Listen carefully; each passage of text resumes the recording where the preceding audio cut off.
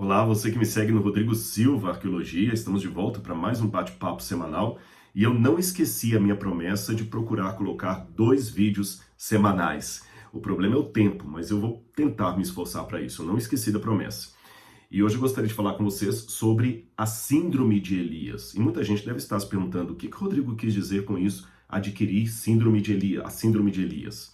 Bom, antes de entrar no assunto, eu gostaria de convidar você que ainda não é inscrito no canal a se inscrever, se gostar do conteúdo, deixar o seu like, ativar o sininho de notificações e também deixar o seu comentário, porque isso ajuda no engajamento do canal, tá bem? Vamos então ao ponto. Síndrome de Elias. O que é isto? Eu sei que muitos que são inscritos aqui no canal, talvez sejam da área médica ou da área de saúde, e nunca ouviram falar dessa síndrome. Outros estão apontando ou apostando que eu estarei falando de uma aplicação homilética. Deve ser algum sermão que ele vai falar da síndrome de Elias, mas até com um protesto. A Bíblia não fala que Elias era doente. Que síndrome é essa? Será que ele vai inventar algo que não está na Bíblia? Outros ainda até apostarão dizendo que eu vou falar da depressão de Elias, porque eu já fiz menção disso vez ou outra no passado. Deixe-me apresentar para vocês que esse diálogo que eu estou tendo com vocês hoje é fruto de uma vivência espiritual que eu tive há poucos dias estudando a vida de Elias. Eu senti uma impressão muito forte do Espírito Santo em meu coração para estudar a vida de Elias, como resposta até a alguma aflição, alguma angústia que eu estava passando. E Deus também colocou em meu coração, fala isso para o povo. E eu sei que parece místico demais eu dizer que Deus colocou em meu coração, senti uma impressão do Espírito, mas é isso que eu estou procurando mesmo, meus irmãos. Porque a grande tentação de um acadêmico de teologia é esquecer o sopro do Espírito. Sabe, os latinos faziam uma distinção teológica entre fidesque e fidesquá. Fidesque em latim e fidesquá significam a fé doutrinal, ou doutrinária, se você quiser, e a fé relacional. A fé de relacionamento com Deus. O grande perigo para muitos crentes é ficar só numa fé relacional com o sagrado, sem nenhuma base doutrinária. Assim ele pode ser enredado por vozes demoníacas. Por outro lado, a grande tentação de acadêmicos de Bíblia e de teologia é ficar só com a fé doutrinal e esquecendo da fé relacional. Então, às vezes, mesmo que eu estude grego, hebraico, Bíblia, história e filosofia, eu não posso esquecer daquela fé simples do irmão do interior, sabe? Aquele irmão piedoso, aquela irmã que ora de madrugada. Eu tenho que ter aquilo, senão minha palavra não terá poder. Bom, meus irmãos, falando da síndrome, o que significa síndrome, propriamente dito? Síndrome é uma palavra, na verdade, uma junção de 2 vocábulos gregos. Você tem a preposição sim, em grego, que é con, ao lado de, conjunto, com, e você tem a palavra dromos, que seria corrida. Por exemplo, hipódromo, corrida de cavalos. Então, síndrome é a corrida com, aquilo que corre ao lado de. E esta palavra foi apropriada pela medicina para falar de várias moléstias, de várias doenças que há por aí. Síndrome de Down, síndrome de Tourette, síndrome disso, daquilo. Às vezes o nome da síndrome se dá por causa do descobridor, que percebeu os sintomas daquilo ali, sistematizou, organizou e até buscou uma cura. Às vezes nem conseguem a cura. Outros dão o nome da síndrome pela região onde ela surgiu primariamente ou pelas características. Assim você tem as diferentes síndromes. E eu estou tomando a licença poética de falar da síndrome de Elias para perceber alguns sintomas da vida dele que eu vi muito parecidos com coisas que eu sinto. E aqui estou partilhando para vocês uma pregação que primeiro eu vi na Bíblia para mim mesmo. Em princípio, deixe-me dizer que eu admiro muito a figura de Elias. Não somente eu, até os judeus, tanto é que os 2 grandes profetas do Antigo Testamento, na visão judaica, são Elias e Moisés. Moisés representando a lei e Elias representando os profetas. A lei e os profetas, Moisés e Elias. Jesus, quando foi transfigurado, quem aparece ali na transfiguração? Moisés e Elias, a lei e os profetas. E assim vai. Em Apocalipse 11, quando fala das 2 testemunhas, as características que você vê são de Moisés e Elias. As escrituras são resumidas no perfil profético desses 2 homens, Moisés e Elias. Falando de Elias, o próprio nome dele já dá uma força. Elias. Em hebraico, Eliarro, acho até bonito em hebraico, Eliarro. Eliarro significa o Senhor é meu Deus. E quando falo Senhor, é o tetragrama sagrado, o nome sagrado de Deus. O Senhor é o meu Deus. Um nome muito forte para o contexto em que ele viveu, em que estava lutando contra o culto a Baal. Há até alguns comentaristas que pensam que talvez esse não fosse o nome real dele, mas o título que ele adquiriu por se posicionar veementemente contra a idolatria, contra o culto a Baal que estava campeando em Israel por causa do casamento de Acabe com Jezabel. Talvez eu precisaria retroceder um pouquinho na história para você entender o contexto, porque Elias surge quase como que, sei lá, um fantasma, um personagem assim, do nada. No capítulo 17 de 1 Reis, surge a figura de Elias assim, puf, e não há muito sobre a vida anterior dele. Mas o contexto talvez nos dê alguns esclarecimentos, principalmente para descobrir os sintomas desta que eu estou chamando de síndrome de Elias e que eu me identifico com ela. Você sabe, depois da morte de Salomão, houve uma briga entre os hebreus e houve uma divisão do reino de Salomão. A parte norte do reino, que foi chamada de Israel, tinha como capital Samaria, e a parte sul, que foi chamada de Judá, tinha como capital Jerusalém. Dois reinos, dois reis, dois povos irmãos, mas agora brigando. Os dois tinham uma apostasia, mas a do norte às vezes era pior. E houve muita crise moral, espiritual. As leis de Moisés começaram a ser esquecidas, as leis do Deuteronômio, e o povo já não cumpria mais com as regras religiosas. Jeroboão mandou colocar dois ídolos, um em Betel, outro em Dan, só para o povo parar de celebrar a Páscoa em Jerusalém. Uma apostasia generalizada e nacional. E junto com essa apostasia vieram crises políticas, financeiras, econômicas. Então você vê os reis começando a estabelecer alianças. Omri começou com isso. E é nessas alianças políticas com reis pagãos que houve os casamentos, como o de Acabe com Jezabel. Casamentos políticos, sem amor, como muitos que aconteceram, por exemplo, na Europa. Você sabe que muitos reis da Europa tinham parentes em toda parte da Europa, porque havia casamentos entre as casas. Você vê, por exemplo, a nossa monarquia brasileira, luso-brasileira, né, que foi de Dom Pedro I ali. Dom Pedro era filho de Carlota Joaquina, que era da Espanha, não era de Portugal. E ele também se casou com uma princesa da Áustria. E assim vai. Então há muitas misturas de famílias aí. Também havia assim no passado. Não era algo aprovado por Deus. Bem, Jezabel era uma mulher sedutora, tinhosa, manipuladora e Acabe um fraco. E quando Jezabel veio, que houve a união dos fenícios com Israel, do ponto de vista político foi algo maravilhoso, porque os fenícios eram ricos, eram prósperos, eles tinham desenvolvido a escrita alfabética, eles tinham desenvolvido muito da navegação. Lembra que quando Salomão foi fazer o templo, ele trouxe os principais artífices e material de construção de Tiro, lá da Fenícia, que hoje seria o Líbano. E nisso veio Jezabel. Só que no pacote veio Jezabel com o culto a Baal. Ela desde criancinha foi treinada para ser sacerdotisa de Baal. E as adorações, a adoração a Baal se tornou clara e franqueada em todo o norte. Aí começou a polarização. Havia um grupo de profetas mais conservadores que achavam que tudo aquilo era uma apostasia. E havia um grupo mais progressista, desculpa, esse é o nome, não quero ofender, alguns acham que é uma ofensa falar isso, mas eram progressistas, que queriam ver ali uma união, uma oportunidade de ter, quem sabe, um judaísmo reformado, modificado, atualizado, modernizado para os padrões da época, onde, quem sabe, Javé podia ser unificado com o culto a Baal. Tanto é que eles colocaram até uma esposa para Javé, Áxera. Áxera, que no culto a Baal era a mãe de Baal, ela também, em alguns momentos, foi chamada de mãe de Javé, ou mãe do Senhor, perdão, mãe não, esposa de Javé, esposa do Senhor. Ou seja, para eles era muito ruim ter um Deus israelita solitário. O Deus do Sinai era muito solitário, então arrumaram uma esposa para ele que era da família de Baal. Imagina a idolatria. Bem, é nesse contexto de brigas que surge Elias.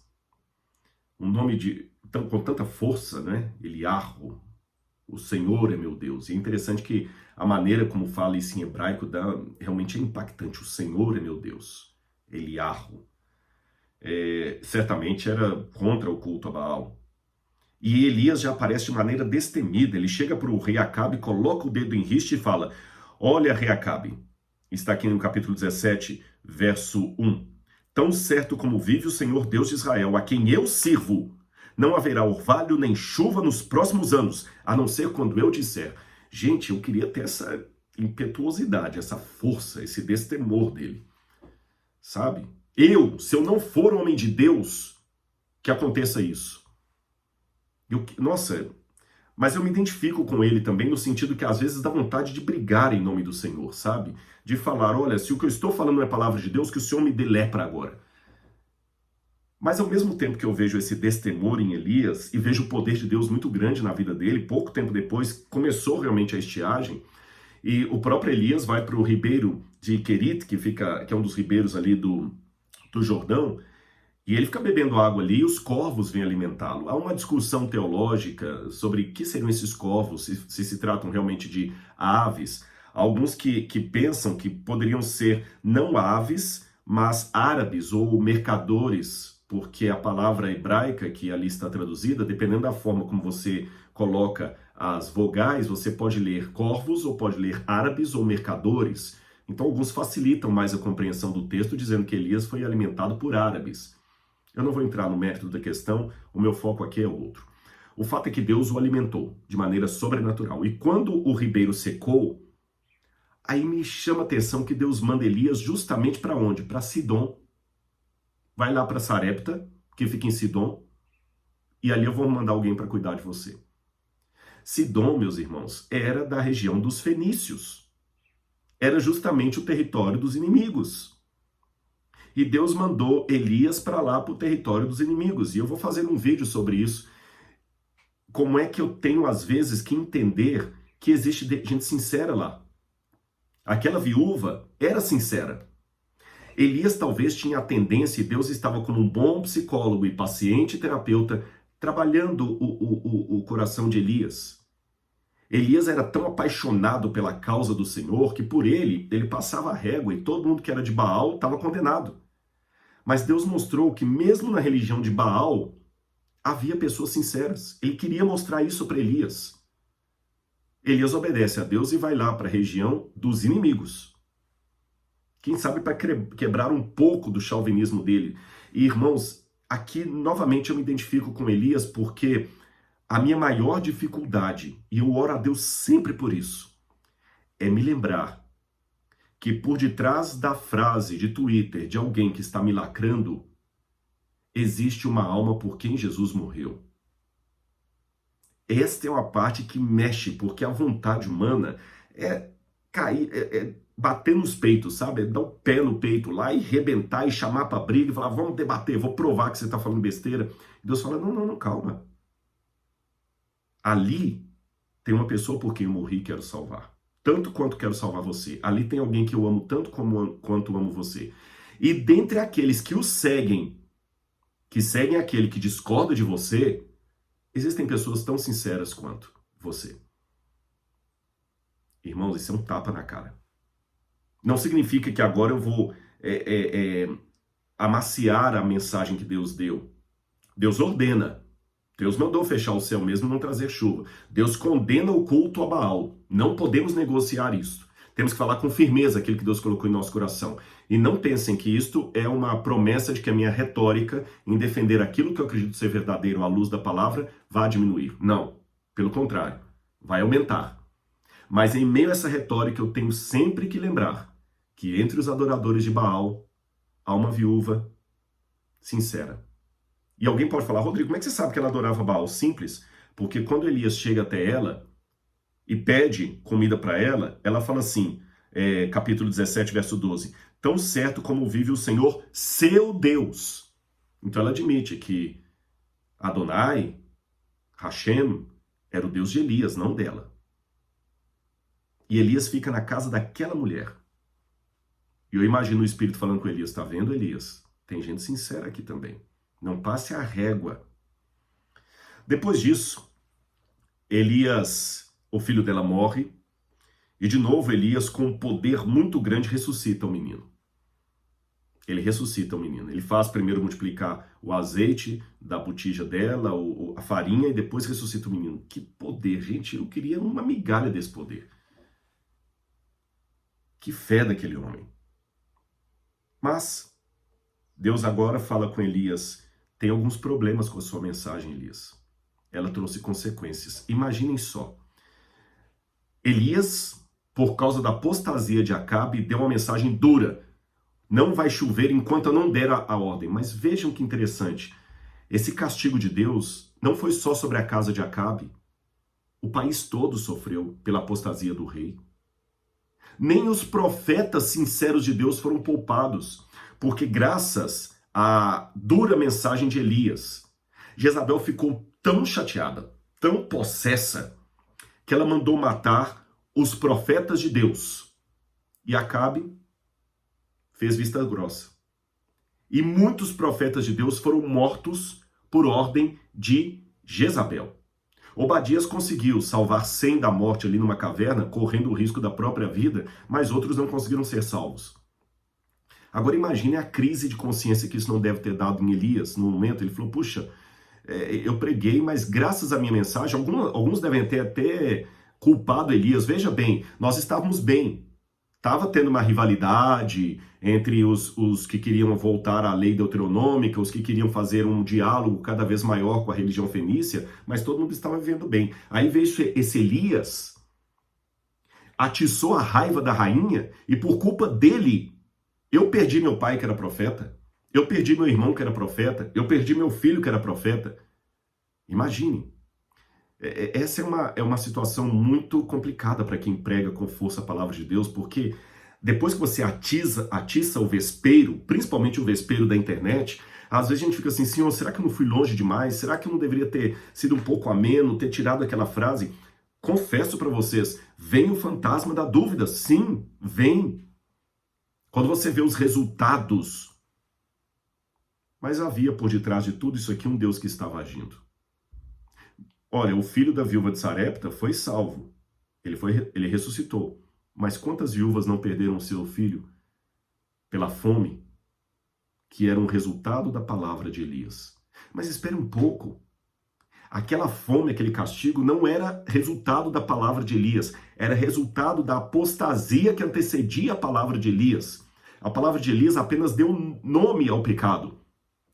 E quando você dá nome ao pecado, você atiça realmente o vespeiro. Então o profeta de Deus, o pregador de Deus, ele não tem que temer as consequências. Eu tenho que lembrar disso, porque as consequências virão. A verdade sempre é polêmica.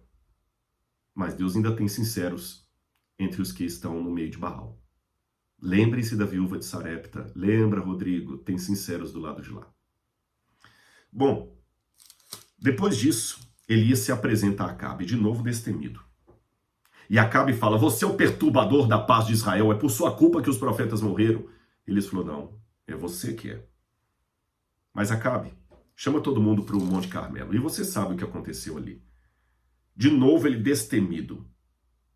Ele não ligou para a lacração de Acabe. Você é o perturbador de Israel. Veja bem, Acabe não sentou, não dialogou, só o chamou de perturbador. Como muitos na internet, né? É um falso, é um ridículo. Com uma frase de Twitter, ele quer derrubar tudo que você falou. Elias chamou todo mundo para o Monte Carmelo. Eu já falei com alguns, vamos conversar e vamos ver assim os frutos do trabalho de cada um. Aí alguém falou assim, ele está muito exibidinho, está querendo agora ficar compartilhando quantas estrelas tem na coroa de cada um. Não é isto. É que a Bíblia fala que pelos seus frutos os conhecereis. Eu estou convicto do que é que eu estou falando. Como Elias também estava. Então Elias falou, se o Senhor a quem eu sirvo é Deus, vão servi-lo. Se é Baal, sirvam Baal. Mas vamos pôr a prova quem é quem aqui. E é interessante que ali no monte do Carmelo estava dividida a coisa. Dividida nada. Estava pronto um massacre. Porque estava Elias sozinho, 400 ou 450 profetas de Baal. Puxa vida. Uma multidão contra um. E mais o povão, que não era fiel. O povão é aquele tipo que vai para um lado e vai para o outro. Lembra que o povo, as massas não são fiéis, as massas são líquidas.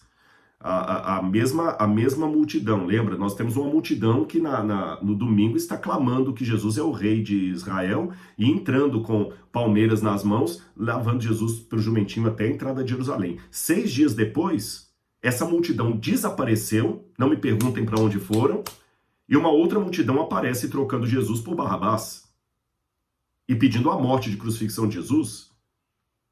Então é muito fácil alguém virar de santo a cancelado na internet, a de herói é cancelado muito fácil.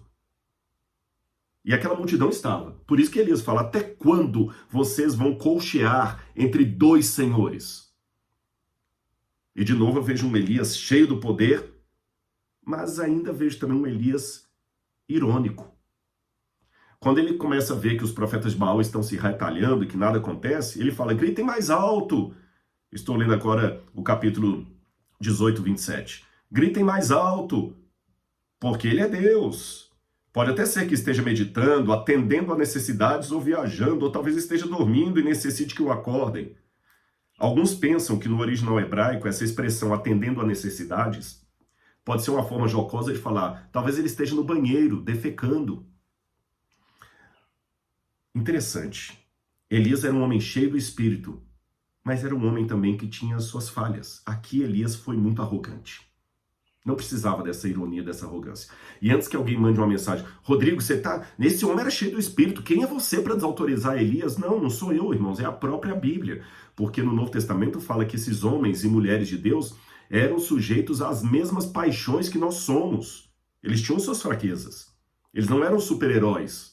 Você rasgava a veia deles e saía sangue, não era água.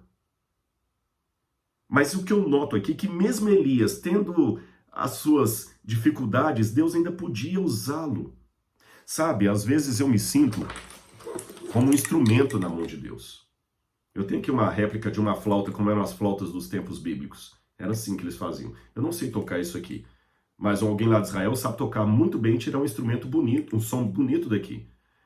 Mas quando um instrumento tem um som agradabilíssimo, uma música de primeira, quem está responsável pela música não é o instrumento, é a boca que o sopra. O instrumento é só isso, um instrumento.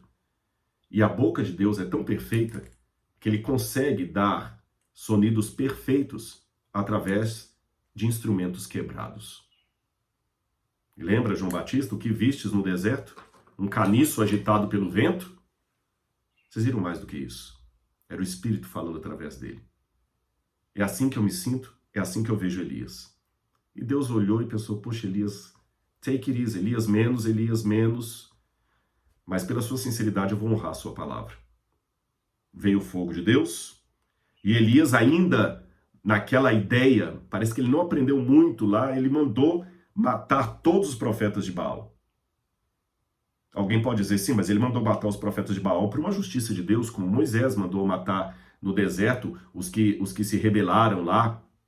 Você lembra? Nadab e Abiú, Nadab e Abiú vem depois, desculpe-me, Coré, os filhos de Coré, aquela coisa toda. E realmente, a terra abriu, muitos foram engolidos, outros foram mortos. Aqui foi uma justiça divina, eu reconheço isso.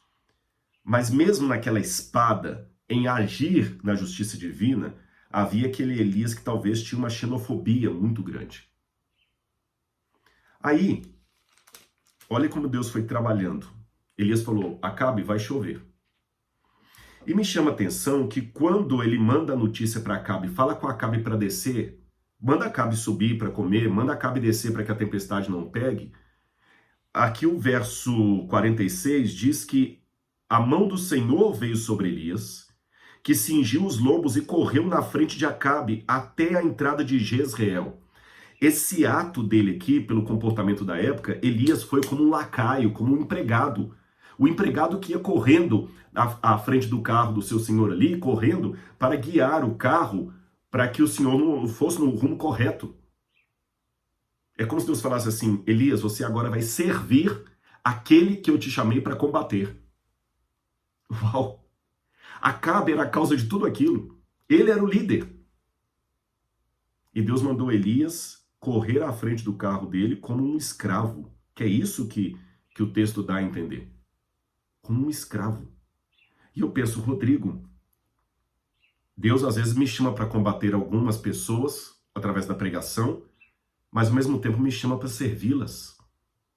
Eu tenho às vezes colocar o dedo em riste e falar para alguns, você não está com o Espírito de Deus e ponto. E vocês vão me ouvir falar isso. Mas ao mesmo tempo ele fala, agora vai lá e sirva aquele que você denunciou. Será que eu estou preparado para isso? A minha síndrome de Elias às vezes resiste, não quer aceitar. O resultado? Chove, mas Jezabel não se dá por convencida e manda matar Elias. Aí o quadro muda. A síndrome de Elias bate forte sobre ele e ele foge. E irmãos, eu conheço toda a região onde essa história aconteceu. Eu conheço o Carmelo, eu conheço Beersheba, eu conheço o deserto, eu conheço o Horebe. Elias correu quilômetros e quilômetros. Ele foi com o servo dele, deixou em Beersheba e depois fugiu. Fuga e depressão. Quantas vezes eu já fiquei tentado a desligar redes sociais, não mexer com mais nada, porque eu vou contar para vocês, ser conhecido tem um lado bom, agradável, mas tem um lado ruim. É bom, não vou falar com vocês, é muito louvado seja Deus, mas é bom às vezes estar no aeroporto, encontrar alguém, dá licença, você é o Rodrigo Silva, poxa, eu posso tirar uma foto com você? Você pode mandar uma mensagem para minha mãe gosta muito dos seus vídeos, olha, eu sou da Igreja Batista, eu sou católico, olha, eu não tenho religião, mas eu sigo o seu trabalho, isso é gostoso. Mas ao mesmo tempo, irmãos, o preço é grande. Porque às vezes alguns te lacram e a sensação que você tem é que você está saindo pelado na rua, todo mundo está vendo aquele que foi lacrado. Dá vontade de desligar, sumir com as redes sociais, parar e sair incólume na rua sem ninguém me conhecer. Fuga. Parar de pregar, sabe? Para que dor de cabeça? Deixa o pessoal brigar, quer trazer isso, traz. Dá vontade. Como Elias. E Elias estava com todos os sintomas de depressão e só queria dormir. Deitou-se e dormiu debaixo de um zimbro. Estou lendo no capítulo 19, verso 5. E interessante que antes Deus mandou corvos, ou árabes, ou mercadores, não importa. Agora Deus foi mais enfático. Deus mandou um anjo para cuidar de Elias. Não foi uma viúva. Foi um anjo. Mas a depressão dele estava tão forte que nem o anjo o animou. Na verdade, Elias deveria ter ficado lá em Israel. E agora era o momento que o povo se dividiu. Agora a pregação de Elias deu realmente um reboliço que Deus precisava para trazer reforma. Mas na hora H, Elias foge sob a ameaça de uma mulher. Puxa vida, ele estava tão firme com os 400 profetas de Baal, ele estava tão firme diante de Acabe, ele estava tão firme na palavra dele, mas na hora de Jezabel, ele correu e fugiu. E esse é o Rodrigo que também está falando para vocês. Muitas vezes a minha vontade é fugir, sumir, dar sono, da depressão, vontade de esconder. Aí Deus pacientemente, como fez com Elias, faz com o Rodrigo. Manda alguém para falar assim, olha, continua, sua mensagem me ajudou. Eu não recebi um anjo em forma espiritual, mas em forma humana Deus mandou muitos anjos para cuidar de mim. Mas quando a gente está mal, a gente não percebe. Eu estou admitindo para vocês uma fraqueza da síndrome de Elias que eu tenho. 1000 pessoas me amam, batem palma, 100 me lacram. Eu esqueço as 1000 e fico olhando as 100. Eu tenho esse defeito. E peço a Deus cura sobre isso. E sabendo que Elias ia fugir de qualquer jeito, quando Elias come a comida que o anjo preparou e volta a dormir, de novo ele vai lá e é acordado pelo anjo do Senhor e fala, Elias, come, porque a sua jornada é longa. Ou seja, Deus não queria que Elias fosse para o Horebe, Deus queria que Elias voltasse. Mas Deus, como bom psicólogo, pensou, ele não está preparado ainda. Já que ele quer ir para o Horebe, eu vou deixar ele ir para lá. Deus respeita até... Interessante como é que Deus trabalha realmente com um instrumento quebrado. Deus respeita até os meus desafios, ele respeita as vezes em que eu passo na frente do anjo e por complexo de inferioridade, por medo, por qualquer patologia emocional, eu acabo indo lá, de modo que eu falo que Deus não trabalha comigo, Deus trabalha a despeito de mim. Tá bom, Elias, já que você quer fugir, eu vou deixar você ir até lá. E ele foi até o Horebe. Irmãos, é longe pra danar. Tanto é que ficou 40 dias. Chegou lá no Horebe, aí Deus aparece e pergunta, o que você faz aqui, Elias? Por que você veio para cá? Quando eu levo grupos a Israel e que eu os levo até o Horebe, eu faço essa mesma pergunta. A gente faz um culto ali ao pé do Horebe, e eu pergunto para eles, por que vocês vieram para cá? E muitos vão, às vezes, comigo para Israel, na esperança de que ali onde a história aconteceu, eles possam ter pelo menos um flash da presença de Deus, porque eles estão sentindo a vida deles tão nula de expressões da divindade, da espiritualidade. Alguns confessaram isso para mim. Deus está tão distante que eu quero ir para Israel com o Rodrigo e ir para o Egito, porque nas terras bíblicas, aonde a coisa aconteceu, de repente ali eu posso sentir um pouquinho ainda daquilo que no Brasil eu não consigo sentir. Elias já não estava mais sentindo, mas, gente, Deus deu tantos exemplos de que ele estava com Elias. E ele correu lá para o Horebe. Quem sabe que onde ele apareceu para Moisés, ele aparece para mim. Aí Deus teve que lembrar, puxa, Elias, eu apareci para você lá no Carmelo. Eu fechei o céu quando você falou e você está aqui igual um covarde. Tá vendo que não adianta querer ser com xenofobia, medo do estrangeiro, achar que você é o tal. Você não ficou lá desdenhando dos profetas de Baal? Agora está aqui com medo. Entra numa gruta. E Elias entrou. E quando Elias entrou ali, eu acho que Elias pensou assim, talvez ele vai passar a glória por mim, igual passou por Moisés, e das duas uma. Ou eu vou sentir a glória dele, vou voltar com força, ou ele vai me fulminar. Porque ele estava querendo a morte. Lembra que Elias pediu para morrer. Ele queria morrer. A depressão dele estava fortíssima. Aí Deus fez tudo ao contrário do que fez com Moisés. Passou um terremoto. Na época de Moisés teve terremoto. Deus não estava no terremoto. Passou um trovão. Deus não estava no trovão. Passou um vento tempestuoso. Deus não estava no vento. Aí depois veio um ciclo suave. Aí que estava Deus. O que eu aprendo? Elias. Haverá vezes na história que eu teria que me manifestar como no Monte Sinai, na época de Moisés, com trovões.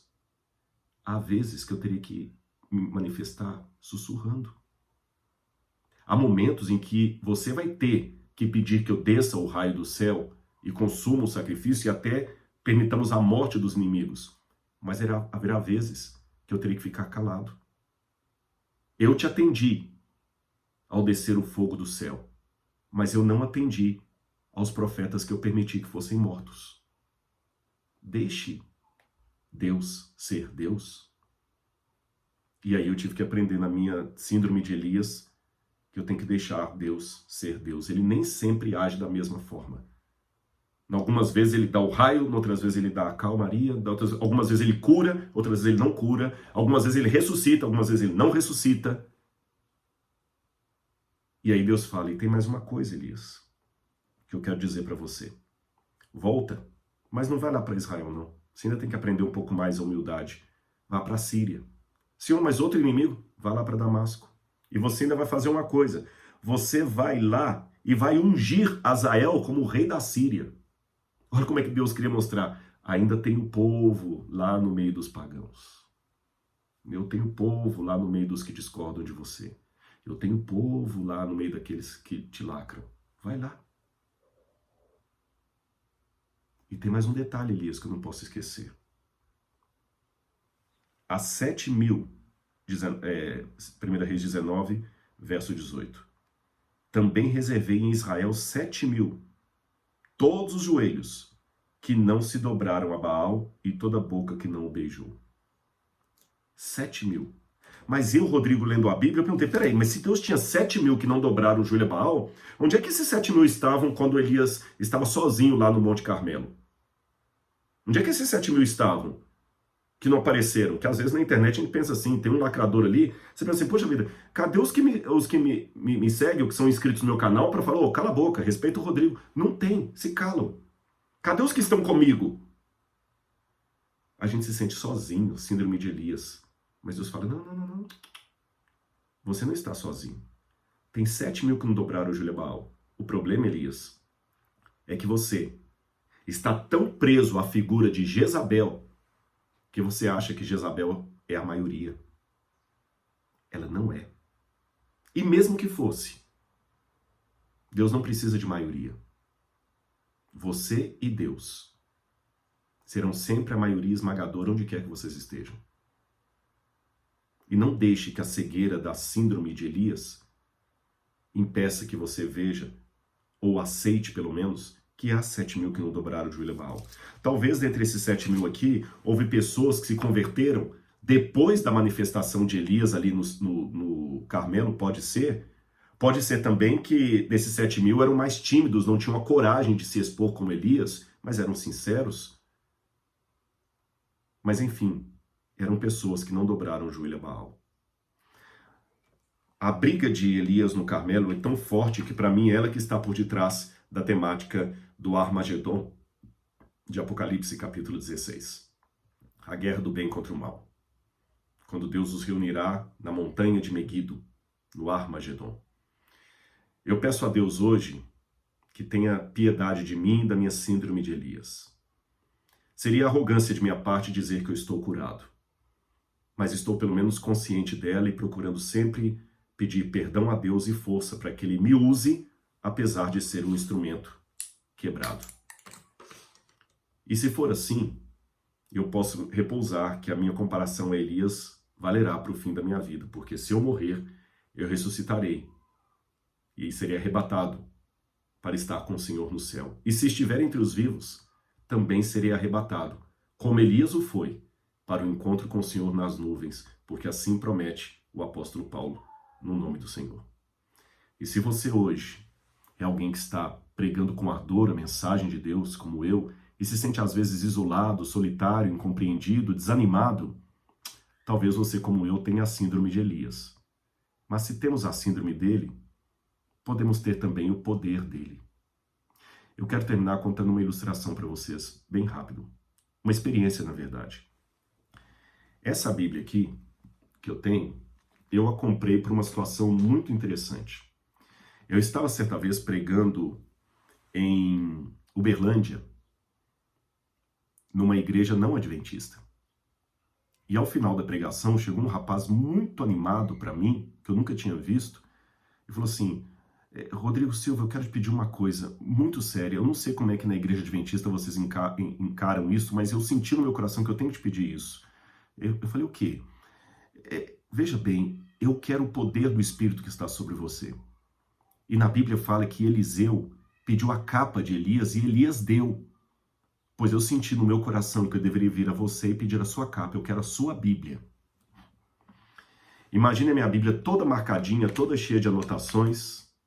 Mas naquela hora Deus colocou em meu coração e eu não senti duas vezes. Eu falei: tá aqui, a Bíblia é sua. Com a minha graça, com a minha bênção e com o poder de Deus.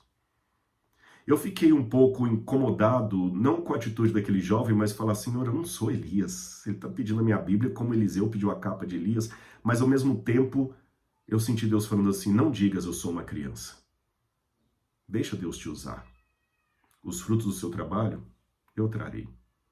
Muitas Jezabéis vão se levantar, muitos Acabes vão ficar neutros, muitas vão querer a sua morte, vão te chamar de perturbador da paz de Israel, mas faça o trabalho com sinceridade no coração e deixe os resultados comigo. Então estou eu aqui, um doente de Deus. Sim, porque Deus trabalha com instrumentos quebrados. E se usou um instrumento tão quebrado como Elias, pode usar a mim e a você também. Que Deus o abençoe nesse momento. Em nome de Jesus.